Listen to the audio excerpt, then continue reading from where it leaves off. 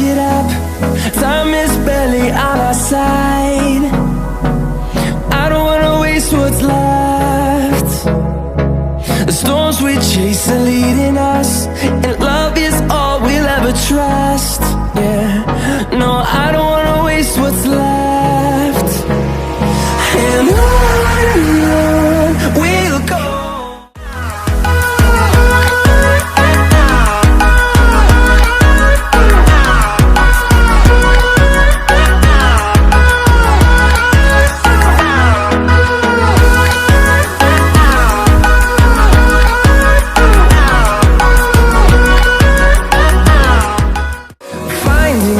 Along the way, melodies we haven't played.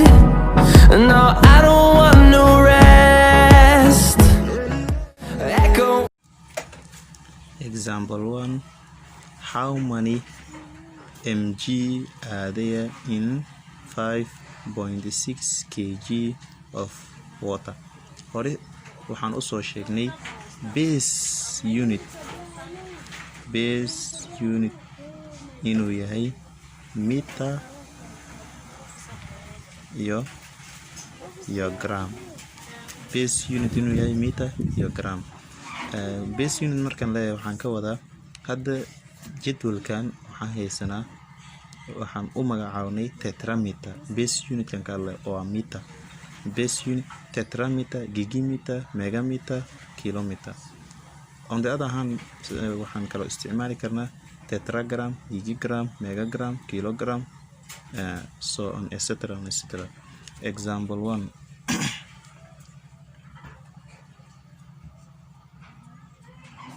Example 1.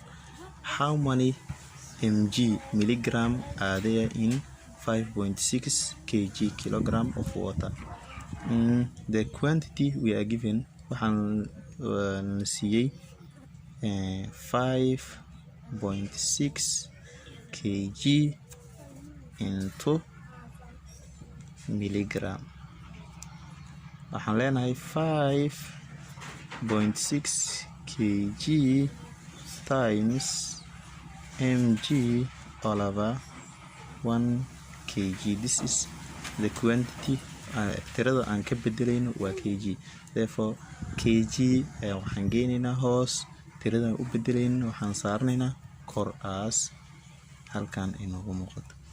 waxaan leenahay kadib 5.6 kg times 10 power milligram. aan ka fiirsano marka jadwalka milligram halkan maxaa haysanaa -3 muujeedo waa -3 milligram all over 10 kg.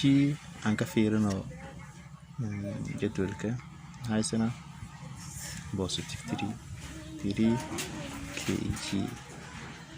okay.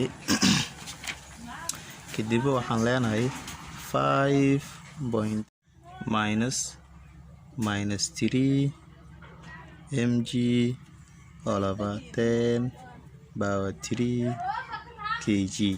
kg goes with kg. waa sadirnay.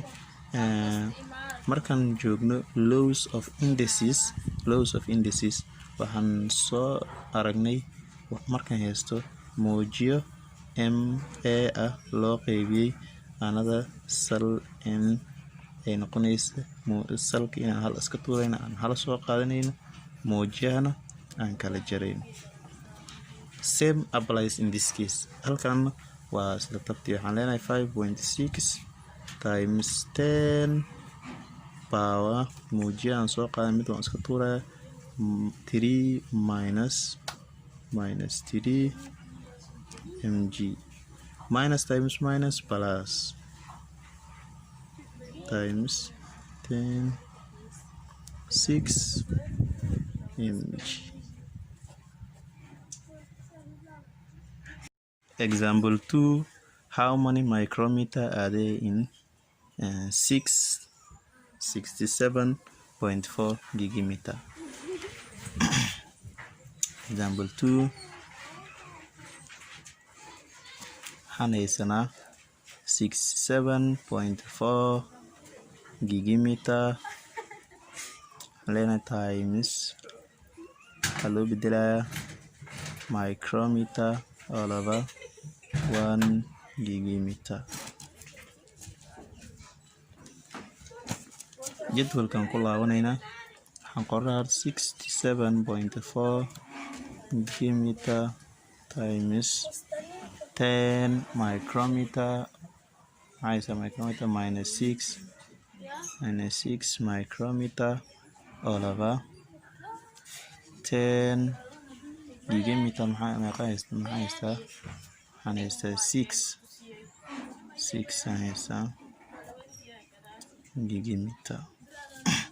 gigameter goes with gigameter.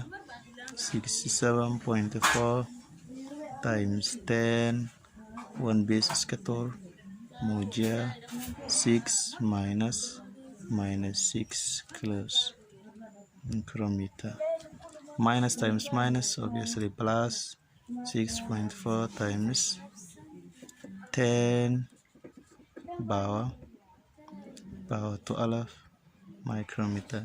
Complete waxaad dhamaystirtaa qormo science dhinacan usoo wad one step. 6.74 times 10 power 11 micrometer. markan hal tilaabo gadaal aan usoo celiyo muujiya iska jira waxay noqonaysaa meesha 12 waxay noqonaysaa 11. This is the final answer.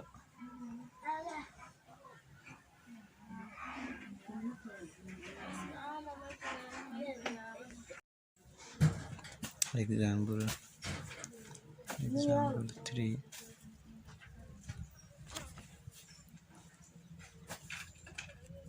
Example 3.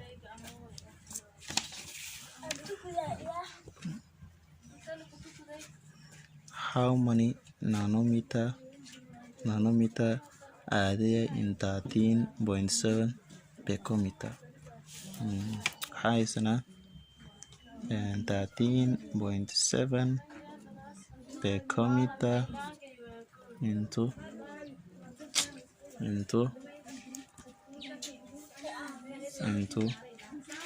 nanometer. waxaan leenahay 13.7 picometer times 1 nanometer all over 1 picometer. 13.7 picometer times 10 nanometer maxay sana marka nanometer la tasgoto nanometer waxay haystaa minus 9 nanometer all over muujiya 10 picometer maxay haystaa picometer haystaa minus 12 picometer cancel with picometer. 13.7 one business capital times 10 muujiya minus 12 minus 9 close nanometer. Minus times minus plus 13.7 times 10 minus 12 minus times minus obviously plus 9 nanometer. isku darsamayaan waxay leeyihiin 13.7 times 10